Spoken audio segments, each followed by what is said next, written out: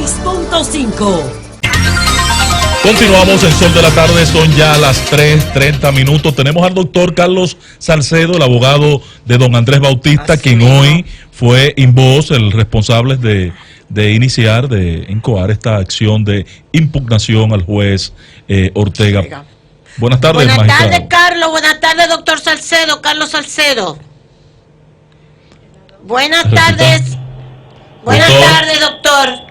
Ahora sí escucho. Ahora sí. Doctor, buenas tardes. Aquí está Pedro Jiménez, Ángel Acosta, Luis José Chávez, Consuelo de Playa del Sol de la Tarde. Por bueno, favor. Luis José también extensivo, no sabía que estaba ahí. Un abrazo. Sí, Luis cómo no, a todos. Un abrazo. Doctor Salcedo, cuéntenos de hoy, entonces. Mira, Consuelo y mis queridos amigos, hoy simplemente pasó lo que yo anuncié en el día de ayer. Esa audiencia era frustratoria por cuanto el magistrado debió dejar sin efecto o suspender o sobreseer el conocimiento porque no estaba habilitado para conocer la audiencia preliminar. Por una razón muy sencilla. Él no había tramitado ante el Pleno de la Suprema Corte de Justicia el rechazamiento de la recusación, ni se conocía tampoco su posición sobre la inhibición que se le pidió.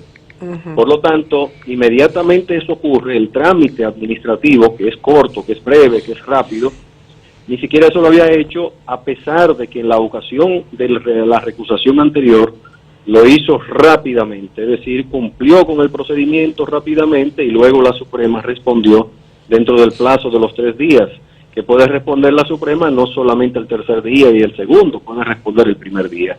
Por lo tanto, este juez hoy no había convocado válidamente a la audiencia preliminar y no podía ni siquiera pedirnos a nosotros, como lo hizo, que oralizáramos, que dijéramos verbalmente en audiencia los fundamentos de de la inhibición solicitada por Andrés Bautista García, ni de la recusación tampoco. ¿Por qué?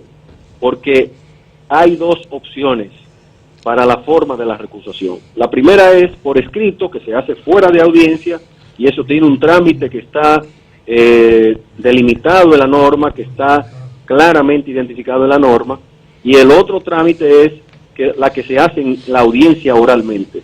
La última no fue la que nosotros hicimos. No esperamos a la audiencia preliminar para hacerlo, porque evidentemente si pretendemos inhabilitar al juez por razones muy poderosas, por motivos graves como lo estamos alegando, evidentemente que no podíamos consentir en que nos impulsara a nosotros, nos obligara o combinara a pronunciarnos sobre esa recusación o esa inhibición. Finalmente el juez, al nosotros elevar el recurso de oposición en la audiencia, indicándole de esa inhabilitación, entendió la situación, revisó su propia decisión y la revocó. Por lo tanto, nos dio toda la razón. Doctor, y envió entonces ese trámite, habiéndose declarado en audiencia, habiendo declarado que rechazaba la inhibición y también la recusación, que tramitaría ante la Suprema Corte de Justicia esa solicitud de recusación. Y además dejó suspendida, recesó la audiencia, lo que significa que no hay fecha fija para ello. Bueno. Sí. Carlos, hay algo que yo quisiera, por favor. ¿Sería posible que algunas, aunque sea 1 o 2, no te vamos a pedir más, de cuáles son los argumentos, las motivaciones que ustedes tienen para solicitar esta inhibición? O sea, algo para uno tener una idea. Sí, y a continuación yo le tengo una preguntita, doctor, consecuentemente. Muy bien, muy bien. Miren, las motivaciones se resumen en lo siguiente. En ocasión del pronunciamiento público, una rueda de prensa que hizo Laura Guerrero Pérez la semana pasada, los medios dieron cuenta de esa rueda de prensa en cuyas declaraciones se recogen, en otras palabras, palabras más, palabras menos, lo siguiente. Los abogados de Andrés Bautista García lo que están utilizando estos mecanismos es como tácticas dilatorias para buscar jueces que sean favorables a sus intereses y favorables a la impunidad. Eso, dicho no solamente por la magistrada Miriam Germán, es grave, sino también dicho por una parte del proceso. El Ministerio Público es parte del proceso, como la magistrada Miriam Germán lo dice. Por lo tanto, no puede decir que tiene un juez preferido o que nosotros tenemos un juez preferido Así que serían es. los demás jueces de la Suprema Corte de Justicia, con lo cual Así estaba desacreditando no solamente al juez que Mira. prefiere al Ministerio Sí, Público, sí. sino que está Así. desacreditando al resto de los 15 jueces de la Suprema Corte de Justicia. Bueno. Y eso es un motivo grave Sí. que evidentemente se Sí. torna en una no garantía Sí. de imparcialidad del juez Sí. para O administrar sea, este proceso, eso unido esto a lo anterior. contamina al juez Ortega. Así es. Esas Es decir, declaraciones de Laura, lo haya hecho ella con la mejor intención, la intención que tú quieras, pero contamina al juez Ortega. Carlos. Yo Así es, estoy de y acuerdo devela, contigo. Carlos, Creo que claro, sí. y revela también Sí, lo que muchas veces nosotros decimos, que ella pensó en alta voz. sí, Pensó sí. en alta voz lo que ella cree que sabe, o sabe, efectivamente, que ese juez es favorable a los intereses de una parte, que en este caso... Pero es- exacto. No, por Dios. Bueno. hombre. Carlos, Qué barbaridad. Sí. Bueno. Es una interpretación Sí. muy Y- parcial. Y la que- interpretación de Laura sobre el juez. porque es parte, también. es la misma, doña, es que ellos están en la misma situación, así como el juez, Tanto- el abogado Salcedo es parte del juicio, el Ministerio Público Es parte en también. representación del pueblo dominicano es parte del juicio. Claro. Así Quien es. no es Y ellos lo parte, estaban impugnando. quien no es Y parte lo han es el juez, impugnado. porque que es el no parte tercero es el juez. imparcial. Ok. Ese sí no puede Claro. hablar ahí. Pero por eso Claro. es que no debió ella haber metido al No, juez por en eso que esa ella puede colada. hablar, No, doña, doña, porque doña, eso es lo que no. le da la calidad Le da la para calidad, hablar. porque lo mismo están haciendo Porque ellos. lo mismo están haciendo ellos. Lo mismo. Ella es Claro. parte de representación del pueblo, Ok. defendiendo a quienes son potenciales corruptos. Y él, y ella, y el magistrado, y el abogado defendiendo a las Salcedo está víctimas, defendiendo defendiendo a la las otra víctimas parte. que está el su Ministerio señoría Público. me permite. Sí, Adelante. adelante, don Luis. Una preguntita más adelante, doctor. Carlos, Sí, cuéntame. como periodista con un largo ejercicio, me consta y lo certifico, en los medios de comunicación se publican muchas cosas que a veces no Cansado se y corresponden viejo. íntegramente, es decir, rigurosamente con lo que dice una persona, lo que dice alguien que declara cualquier cosa para los medios de comunicación. En algún momento yo vi durante la parte inicial del caso Odebrecht, después del sometimiento o de la imputación que se presentó contra Andrés Bautista, una información que decía, citando a Carlos Salcedo, que en el sentido de que en las 19.000 páginas del expediente elaborado en Brasil sobre el caso Lava Jato, no se mencionaba ni una sola vez el nombre de Andrés Bautista García. ¿Tú ratificas esa afirmación? ¿Te consta que eso es rigurosamente cierto? Mira, citado, diríamos, en el contexto, tú lo dices muy bien. Cuando yo afirmé eso, estaba diciendo que en las 19.000 páginas no se encontraba ninguna imputación que tuviera un soporte probatorio que pudiera pasar por el sedazo de la prueba en la República Dominicana o por el sedazo de la exclusión probatoria. Porque además las declaraciones donde aparecía Andrés Bautista García en 3 ocasiones, que era en las declaraciones de Ernesto Savieira y también en las declaraciones de la otra persona que también afirmó algo de Andrés Bautista García, en ambos casos no se hace una imputación de soborno. Se dice que sobre proyectos que incluso Andrés Bautista García no era el presidente, se distorsionan las fechas diciendo que él era el presidente y por Sí. lo tanto se trata de una errada afirmación de una persona que lejana en el tiempo estaba olvidando que quien era el presidente en esos momentos era incluso otra persona de otro partido que estaba en el gobierno. Es decir, en ese contexto fue que yo dije que en las 19.000 páginas no aparecía el nombre de Andrés Bautista García con alguna prueba que tuviera certeza o que pudiera pasar el sedazo probatorio en la República Dominicana. Pero parece que la acusación contra Andrés Bautista García ahora se basa en un supuesto enriquecimiento ilícito, porque se habla precisamente de De los las bienes, propiedades, de sí. las propiedades. Carlos lo ha mostrado es que mucho, una cosa Carlos lo ha trae la otra. explicado. Mira, Sí. ¿Tiene base ese señalamiento? Yo me Dime, río dime. porque me río, diríamos, Soy que estoy contestando que no. con vergüenza ajena. No, yo creo que no, también igual que no, ustedes. El doña Ministerio Consuelo. Público Yo creo ha que hecho un no. ejercicio En el caso de Andrés. pobre En el caso de en la Andrés, no. acusación. Mira, Andrés Bautista Y Lechón. García es Oh. un productor agropecuario Claro. exitosísimo de hace 45 años. 45 Fundó años. su primera granja junto a Wilfredo Bautista en Salcedo. Y después de ahí, en el año 74, fundó la Cooperativa Avícola Nacional, en el año 86, la Cooperativa Nacional. Pionero tecnológico en el sector. Pionero tecnológico, pero no él, junto con Wilfredo Claro. Bautista, su hermano. Sí. Cada uno Yo de conozco esos el bienes caso. que dice el Ministerio Público que tiene Andrés Bautista García, tiene una fuente de ingreso que no investigó el Ministerio Público, que está más que sobradamente justificado. Así Por lo es. tanto, atribuirle Pues lo incluso explicó, a Andrés Bautista García, Luego que que se en un probó. solo día Muy adquirió bueno. 14 fincas o 14 inmuebles, resulta que eso fue una finquita que adquirió en Cotuí y que en un solo día se transfirieron. Que estaban parceladas, era una Se estaba sola haciendo un finca. desliz de varias parcelas. Exacto. Es una sola parcela que tiene 14, Qué barbaridad. tenía 14 títulos. Y hay otra que tiene 12 títulos y Claro. le atribuyen que son 12 fincas, 12 propiedades. Y la está Exacto. bonificando.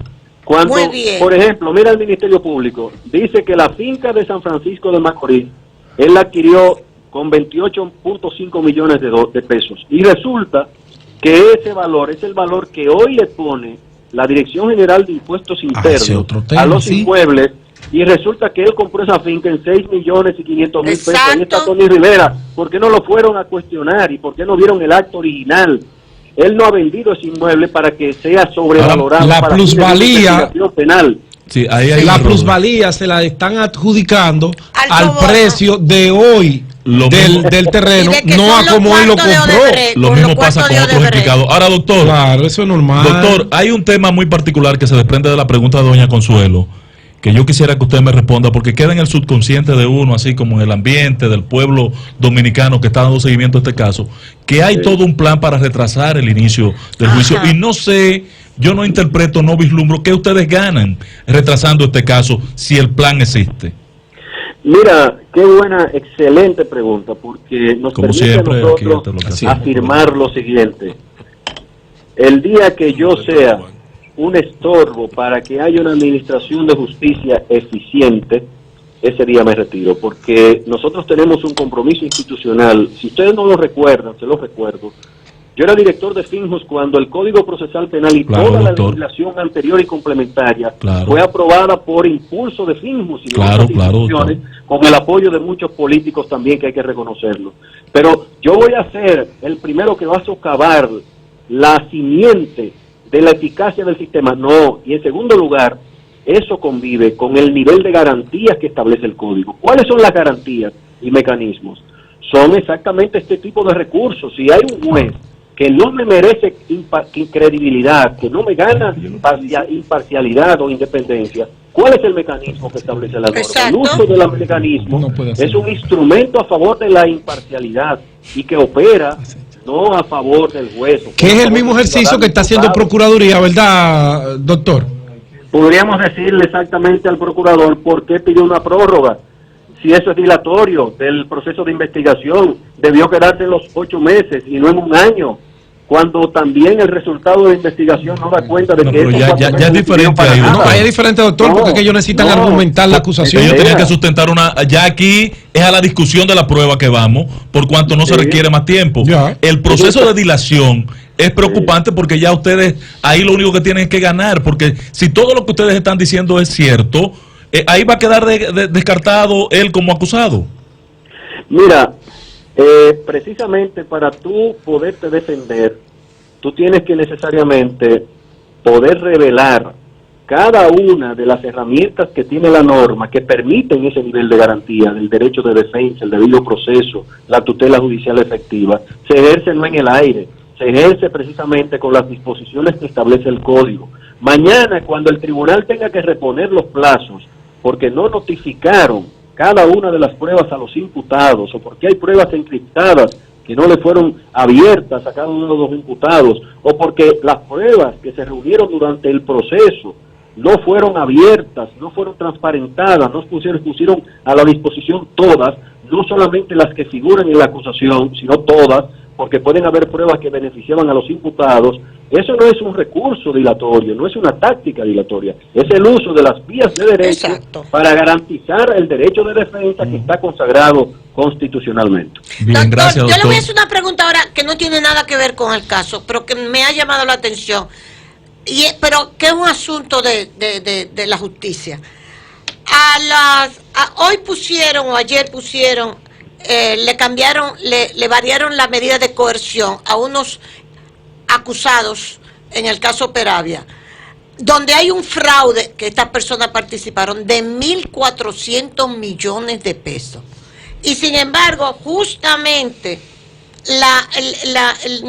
parece que el mismo tribunal, o no sé, le llevó a prisión preventiva a 5 implicados en el asalto de Vimenca. La verdad que uno es con violencia y el otro no.